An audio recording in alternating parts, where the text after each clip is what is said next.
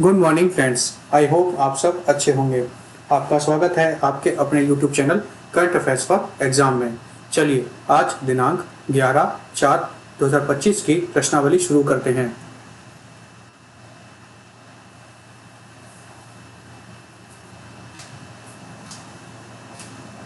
भारत और निम्नलिखित में से किस देश ने कृषि, खाद्य सुरक्षा और खेती के तरीकों के आधुनिकीकरण के में द्विपक्षीय सहयोग को बढ़ावा देने के लिए एक व्यापक कृषि समझौते पर हस्ताक्षर किए हैं?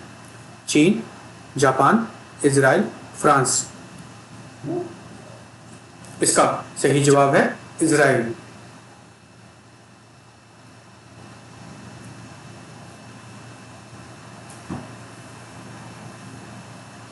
भारत और इजराइल ने कृषि, खाद्य सुरक्षा और कृषि पद्धतियों के आधुनिकीकरण में द्विपक्षीय सहयोग को बढ़ावा देने के लिए एक व्यापक कृषि समझौते पर हस्ताक्षर किए हैं। यह समझौता मुद्रा और जल प्रबंधन, कृषि उत्पादन और कटाई के बाद की तकनीकी जैसे क्षेत्रों पर केंद्रित है, जिसका उद्देश्य उत्पादकता और स्थिरता में सुधार करना है। इस समझौते में कृषि सहयोग को और विकसित करने के लिए 3 साल का कार्यक्रम भी शामिल है, जिसमें द्विपक्षीय संबंधों में कृषि और जल क्षेत्रों को महत्वता और मान्यता दी गई है। चलिए अगले प्रश्न पर आते हैं। निम्नलिखित में से किस राज्य पुलिस पोर्टल को स्कॉच पुरस्कार मिला है? उत्तर प्रदेश, केरल, पश्चिम बंगाल, पंजाब। इसका सही जवाब है उत्तर प्रदेश। उत्तर प्रदेश पुलिस को तकनीकी सेवा इकाई द्वारा विकसित जांच, अभियोजन और दोष सिद्धि पोर्टल की पुलिस एवं सुरक्षा श्रेणी में राष्ट्र स्तर के स्कॉच पुरस्कार से सम्मानित किया गया है। चलिए अगले प्रश्न पर आते हैं। खुबानी फूल महोत्सव निम्नलिखित में से किस स्थान पर मनाया जाता है? दिल्ली, लक्षद्वीप, दमन और दीव, लद्दाख। इसका सही जवाब है लद्दाख। खुबानी फूल महोत्सव, जिसे खुबानी महोत्सव या चूली मंडो के नाम से भी जाना जाता है, लद्दाख में खुबानी फूल खिलने के मौसम के दौरान मनाया जाने वाला एक वार्षिक कार्यक्रम है, जो आमतौर पर अप्रैल और मई की शुरुआत में होता है। 2025 में यह उत्सव 11 अप्रैल से 4 मई तक मनाया जाएगा। इस उत्सव का उद्देश्य लद्दाख में खुबानी की खेती और जीवन बसंत ऋतु को प्रदर्शित करने के पर्यटन को बढ़ावा देना है। चलिए अगले प्रश्न पर आते हैं।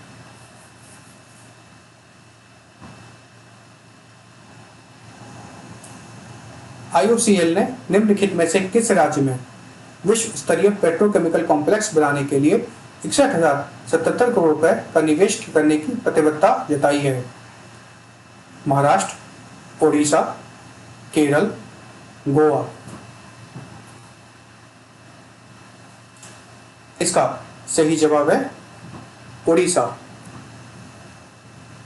IOCL ने ओडिशा के पारादीप में विश्व स्तरीय पेट्रोकेमिकल कॉम्प्लेक्स बनाने के लिए 61,077 करोड़ रुपए के निवेश की प्रतिबद्धता जताई है। यह IOCL द्वारा किसी एक स्थान पर किया जाने वाला अब तक का सबसे बड़ा निवेश है। चलिए अगले प्रश्न पर आते हैं। प्राथमिकता निवेश परियोजनाओं पर भारत रूस कार्य समूह का 8वां सत्र हाल ही में निम्नलिखित में से किस स्थान पर आयोजित किया गया? मुंबई, मॉस्को, हैदराबाद, नई दिल्ली। इसका सही जवाब है नई दिल्ली। प्राथमिकता निवेश परियोजनाओं पर भारत रूस कार्य समूह का 8वां सत्र हाल ही में नई दिल्ली में आयोजित किया गया। चलिए अगले प्रश्न पर आते हैं। निम्नलिखित में से किस देश ने 13,000 साल पहले विलुप्त हो चुके डायर वुल्फ के लक्ष्यों को पुनर्जीवित किया है? ब्रिटेन, अमेरिका, जापान, चीन। इसका सही जवाब है America. America biotech firm Colossal bioscience ने 13,000 साल पहले विलुप्त हो चुके डायर वुल्फ के लक्ष्यों को पुनर्जीवित किया है। चलिए अगले प्रश्न पर आते हैं। निम्नलिखित में से कौन सा देश फिनटेक स्टार्टअप इकोसिस्टम फंडिंग में अग्रणी है? अमेरिका, ब्रिटेन, चीन, जापान। इसका सही जवाब है अमेरिका।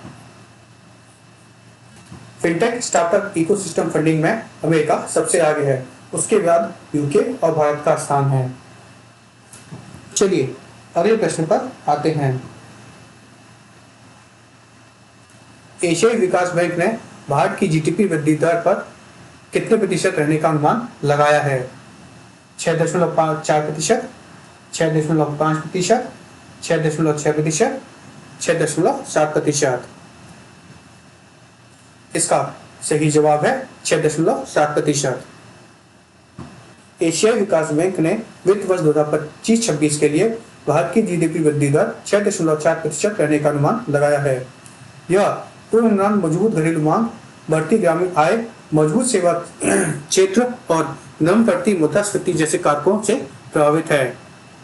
चलिए अगले प्रश्न पर आते हैं।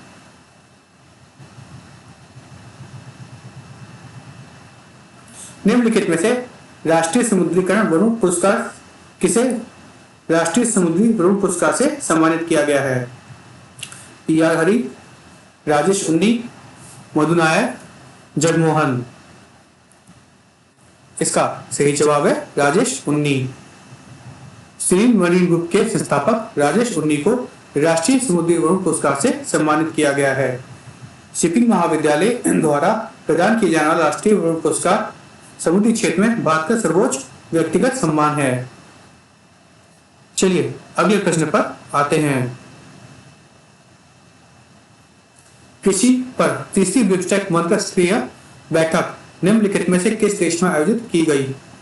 Myanmar, Sri Lanka, Nepal, Thailand. इसका सही जवाब है नेपाल। कृषि पर तीसरी बिम्स्टेक मंत्रिस्तरीय बैठक नेपाल के काठमांडू में आयोजित की गई। फ्रेंड्स, आज का सेशन यही समाप्त होता है। आपको हमारा सेशन कैसा लगा कमेंट करके बताइएगा तथा लाइक एवं सब्सक्राइब अवश्य कीजिएगा। धन्यवाद।